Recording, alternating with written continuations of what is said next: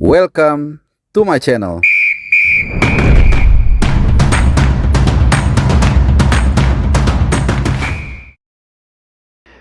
Ya, halo teman-teman semua, masih dari Radisson Blu Hotel, masih di Jeddah juga. Ini ada berita atau perkembangan yang sangat luar biasa. Jujur, tadi gua agak sedikit kecolongan. Jadi saat gue mempersiapkan untuk preskon, saat gue juga mempersiapkan video terbaru gue soal hasil preskon yang dihadiri oleh Mancini dan juga Sintayong, sekitar mungkin setengah jam ya, gak sampai mungkin setelah preskon selesai itu, tiba-tiba itu rame semua di WhatsApp grup, di DM gue juga banyak, IG gue, kemudian juga direct message juga banyak yang mempertanyakan soal Martin Paes bisa main besok. Ya, dan ternyata memang beritanya ini dirilis resmi dari website resmi PSSI, tapi gue agak sedikit nyesek ya, karena tadi nggak ada kesempatan. Seharusnya kalau gue tahu ini bisa nanya ke Sintayong langsung atau ke ya siapapun tadi lah staff dari PSSI yang datang. Tapi ya karena gue juga nggak mau tanpa cek and recheck ya, walaupun kelihatannya ini sangat A1. Kemudian gue lantas cek di semua website, kemudian juga langsung menghubungi Pak Sumarji, manajer timnas kita, dan syukurnya tadi langsung dijawab oleh beliau dengan cepat. Ya, jadi gue tanya, gue WhatsApp beliau,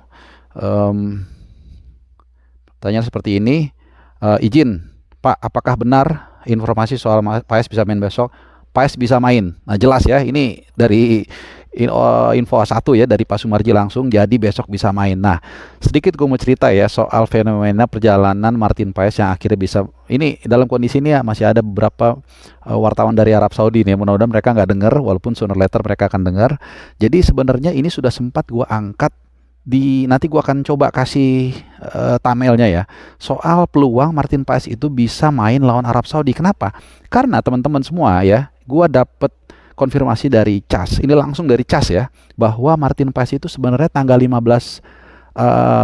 atau 16 Agustus begitu ya, itu sebenarnya sudah putus bahwa intinya mereka atau Paes itu sudah bisa pindah federasi. Nah, jarak waktu itu gue mengatakan tengah Agustus lah, katakanlah tengah Agustus sampai tanggal 5 itu 20 hari.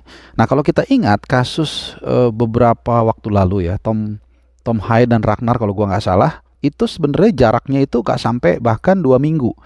Itu mereka bisa didaftarkan. Sementara ini jaraknya itu 20 hari. Nah, logikanya kalau kita berpikir secara simple, itu harusnya bisa. Ya, walaupun memang kompetisinya agak sedikit beda. Kalau kemarin round 2, sekarang round 3. Tapi gue rasa nggak beda-beda jauh ya. Karena jaraknya 20 hari itu menurut gue cukup jauh untuk bisa mendaftarkan pemain. Nah, cuman waktu itu kemudian ya Bang Arya kalau nggak salah, juga teman-teman yang lain itu juga mengatakan tidak bisa main. Nah, ternyata kalau kita lihat ini adalah plot twist atau bagian dari strategi untuk mengelabui lawan supaya mereka mengira kita lemah. Jadi memang betul lah apa yang dikatakan banyak orang, kalau kita kuat kita harus mengatakan lemah supaya lawan tuh lengah. Dan ternyata pas tadi ya, pas berlangsungnya preskon kurang lebih itu di situ tampaknya disetujui ya untuk dirilis berita soal Martin Paes bisa main. Ya, jadi sekali lagi ini situasi yang benar-benar membuat dramatis ya dalam menit-menit terakhir. Yang pasti kita senang ya. Kenapa kita senang? Karena tentunya kita nanti akan menghadapi tim yang kita semua tahu dari Jazirah Arab, yang punya postur yang tinggi, kekar, dan juga kuat dalam duel-duel bola udara. Tentunya dengan Martin Paes yang tingginya hampir 190 ya, sekitar segitulah ya, 190 ya. Bahkan ini tentunya juga membuat lini belakang kita lebih pede. Apalagi tadi Bang Jai ya sudah didapuk akan menggenggam ban kapten dan akan memimpin lini belakang kita berduet atau bertrio ya, lebih tepatnya dengan Rizky Ridho, dan satu lagi kita nggak tahu apakah dengan Sandy Walsh atau dengan Nathan. Yang pasti Justin Harper belum bisa, emang kalau itu the firm. Dan dengan Martin Paes kita berharap ini menumbuhkan ekspektasi fans kalian juga untuk bisa meraih sesuatu ya dari lawatan dari Jeddah kali ini. Yang pasti kalau kalian juga nonton di video gue sebelumnya ini, mungkin 1 atau 2 sebelumnya, gue sempat mengutarakan ya bagaimana Martin Paes itu kemarin latihan sangat keras. Nah, ini yang sedikit gue nggak mau terlalu beberkan kemarin karena takut juga ini akhirnya dibaca lawan. Dan kelihatan banget serius ya untuk pemain yang katakanlah tadinya kita anggap dia nggak akan main, tidak bisa tampil, tapi latihannya sangat serius banget dan kelihatannya dia dapat porsi yang sangat prioritas gitu ya. Meskipun ya gue juga agak ragu ya kalau ngelihat, nanti mungkin gue kasih cuplikan lagi ya video di mana dia training itu sangat serius banget gitu loh, nggak kelihatan hanya sekedar adaptasi atau sekedar pemulihan kebugaran dan lain-lain. Jadi gue rasa nih sejauh ini sangat berhasil ya. Jadi tim untuk menyembunyikan informasi ini, yang pasti ini juga sudah diungkapkan oleh Bang Arya Sinulinga dengan kode-kode kan gaya khasnya Bang Arya begitu ya. Kejutan lagi dari ketua umum. Yang pasti kita semua senang, dan ini adalah teori momentum ya. Jadi di saat tertentu diberikan boosting ya, supaya membuat moral para pemain juga naik, dan juga tentunya kepercayaan diri dari para pemain dan juga kita yang ada di Indonesia. Yang pasti ya kita berharap yang terbaik ya, dan kelihatan banget mentalitas dan juga kualitas dari seorang Martin Paes sudah teruji. Bagaimana dia di FC Dallas menjadi andalan. Jadi luar biasa ya, kita semakin punya pemain-pemain yang berkualitas dari belakang sampai depan.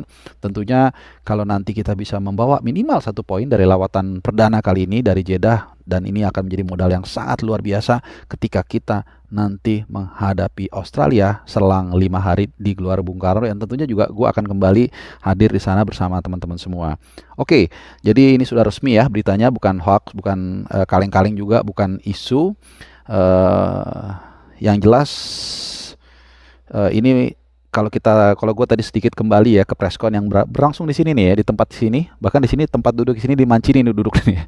Kelihatannya mereka tidak terlalu aware, kelihatannya. Gue nggak tahu. Yang pasti gesturnya terlihat tidak sefirm dari pasukan Sintayong ya. Nggak tahu apakah ini subjektif atau enggak, tapi gue lihat kita sebagai tim yang tidak terlalu diunggulkan, tim yang dianggap underdog, kelihatannya kita justru menikmati posisi tersebut ya. Jadi pressure sekali lagi ada di Arab Saudi, kita harus memanfaatkan ini. Nggak usah malu, nggak usah minder ya, nggak usah berkecil hati kalau kita tidak diunggulkan. Harusnya kita malah senang karena membuat lawan biasanya menjadi lengah, dan ini harus kita manfaatkan pertandingan besok. Satu pertandingan yang sangat bersejarah bagi bangsa Indonesia dan juga bagi pemain, dan ya mudah-mudahan kita bisa meraih hasil yang maksimal. Oke, mungkin itu aja update. Ini deket banget videonya dari yang sebelumnya sampai dengan video yang ini.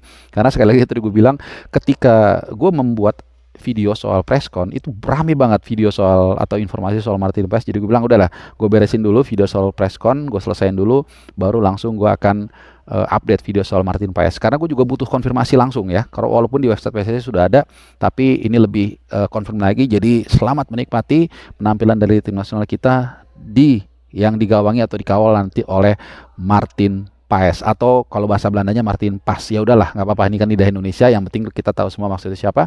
Yang pasti terima kasih buat teman-teman semua.